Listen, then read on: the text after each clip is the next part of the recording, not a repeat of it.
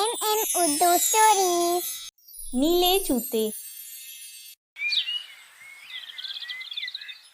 बानो ने चिल्लाकर अम्मी को पुकारा जो बावर्ची खाने में केक बना रही थीं और इन्हें बताया, अम्मी मुझे तहमीना ने अपनी सालगिरह पर बुलाया है, क्या मैं जा सकती हूँ? अम्मी बोली, अगर तुम कोई शरारत ना करो तो तुम अपना नया लिबास पहनकर जा सकती हो। लेकिन अम्मी मैं जूते कौन से पहनूंगी?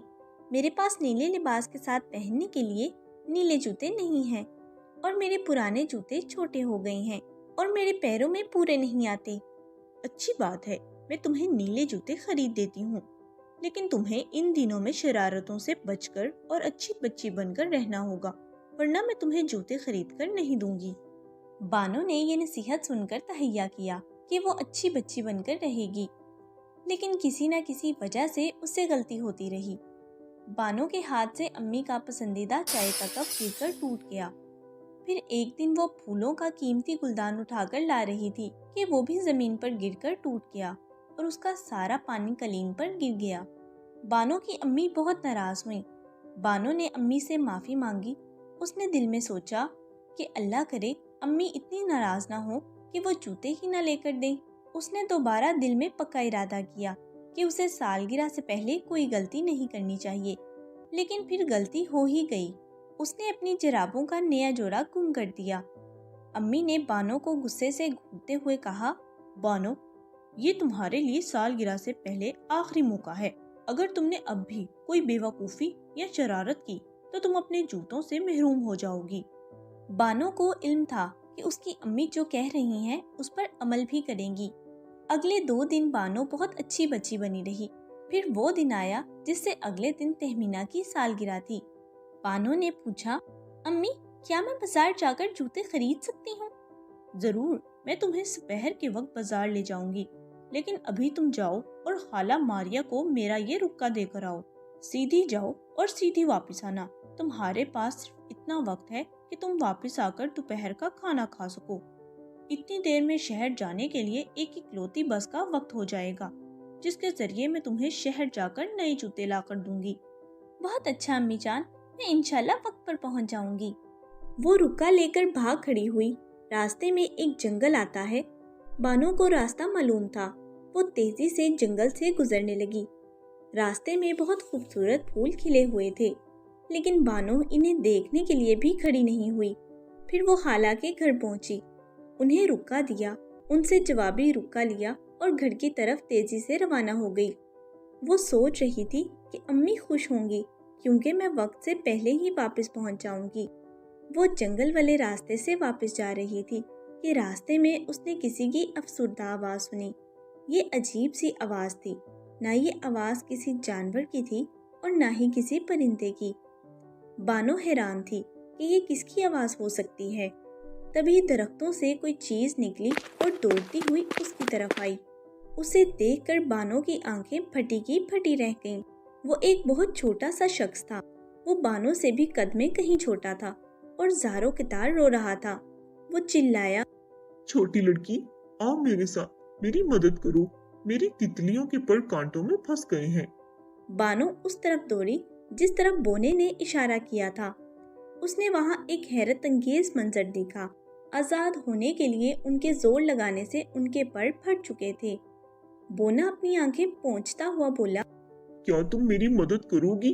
अगर तुम रथ की बांगें मजबूती से पकड़ लो तो मैं तितलियों के पर आजाद करवा सकता हूँ, लेकिन इसमें कुछ वक्त लगेगा। ओ खुदाया, मैं तो दिलो जान से मदद करना चाहती हूँ, लेकिन मेरी अम्मी का हुक्म है कि जल्दी वापस आओ।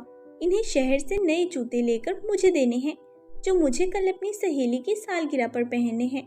मैं देर से गई तो मेरी बस छूट जाएगी।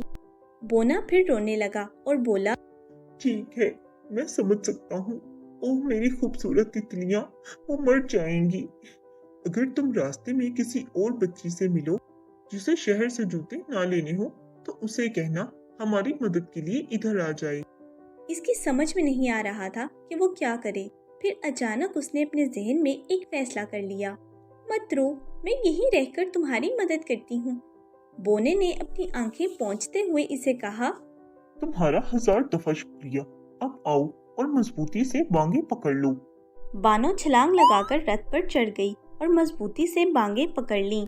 बोना दौड़कर तितलियों के पास पहुंचा और नुकीले कांटों से उनके पर आजाद करवाने लगा। एक के बाद एक को उसने आजाद करवाया। खासा वक्त लग गया क्योंकि तितलियों के पर बहुत नाजुक होते हैं। आखिर ये काम मुकम्मल हो गया। बोने ने बानो से खुशी खुशी कहा, तितलियां आजाद हो चुकी हैं। तुम्हारा तहे दिल से शुक्रिया। मुझे उम्मीद है कि तुम वक्त पर पहुंच जाओगी। मुझे भी उम्मीद है। खुदा हाफिज। अल्लाह करे तुम भी कर खैरियत से पहुंच जाओ। अब उसने दौड़ना शुरू किया। वो जिंदगी में इससे तेज कभी नहीं भागी थी जितनी उस दिन भागी। वो हाँफती हाँफती घर पहुंची। अम्मी बोली, तुम आखिर रास्ते में क्या करने बैठ गई थी? खाना कब का मैंने खा लिया और बस बिल्कुल तैयार खड़ी है। अम्मी मैं कुछ नहीं कर सकती थी।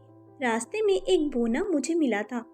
अम्मी डांट कर बोली, झूठ तो ना बोलो, तुम्हारे नीले जूते तुम्हें नहीं मिल सकते। अम्मी जूतों के बगैर मैं तो सालगिरह पर भी नहीं जा सकूंगी। मेरे पास और जूते नहीं हैं। ये तुम्हारा अपना कसूर है। तुम एक बेवकूफ लड़की हो। अब जाओ और खाना खाओ और इस बारे में अब मैं एक भी लफ्ज सुनना नहीं चाहती। बेचारी बानो, वो खाने के मेज पर बैठ तो गई लेकिन उससे खाना खाया नहीं गया। वो बहुत मायूस थी। उसने बस को जाते देखा तो नवाला उसके हलक में अटक गया। जूते नहीं तो सालगिरह भी नहीं। वो बहुत अफसुर्दा थी। वो जल्दी सो गई ताकि कुछ मायूसी कम हो। अगली सुबह वो जल्दी उठ गई। उसने चाहा कि अम्मी के लिए चाय बनाए। उसने घर का दरवाज़ा खोलकर देखा कि क्या ग्वाला दूध छोड़ गया है या नहीं। लेकिन वो ये देखकर हैरान रह गई कि सीढ़ियों पर एक डब्बा पड़ा हुआ था। वो शोख पीले रंग का डब्बा था और नीली डोरी से बंधा हुआ था। उस पर एक छोटा सा रुक्का था जिस पर लिखा था, इस छोटी बच्ची के लिए जिसने तितलियों की जान बचाई। बानो ने तेजी से डब्बा उठाया और उसकी डोरी खोली और ढक्कन उठाकर देखा। उस डब्बे में खूबसूरत तरीन नफीस तरीन रेशमी तारों से बुना हुआ नीले जूतों का जोड़ा था। दोनों जूतों पर 2 सुनहरी तितलियां जुड़ी हुई थीं। उनका कद इतना ही बड़ा था जितनी कल वाली तितलियां। बानो ने खुशी से नारा लगाया। उसने जल्दी से जूते पहनने की कोशिश की। वो बिल्कुल उसी के नाप के थे। उसने अपनी जिंदगी में इससे खूबसूरत जूते किसी दुकान पर रखे हुए नहीं देखे थे। वो दौड़ती हुई अम्मी के पास पहुंची और कहने लगी, अम्मी अम्मी ये देखें, वही बोना सालगिरह में पहनने के लिए जूते लेकर आया है। मुझे लगता है कि इसे मालूम था कि मुझे देर हो गई है और मैं जूते नहीं खरीद सकती। जाहिर है अब अम्मी को बानो की बात माननी ही पड़ी। वो बहुत खुश हुई। वो बानो से कहने लगी, इस तोहफे की तुम हकदार थीं। मैंने बिल्कुल तुम पर यकीन नहीं किया कि तुम किसी बोने से मिली हो, लेकिन अब मैं मानती हूँ क्योंकि ये जूते इस दुनिया के नहीं हैं। तुम इन्हें पहनकर बहुत प्यारी लगोगी। वाह जी वाह, हर चीज ठीक हो गई। मैं सालगिरह में जाऊंगी। और वाकई सालगिरह में वो जूते पहनकर सबसे प्यारी लग रही थी। Subscribe for more videos.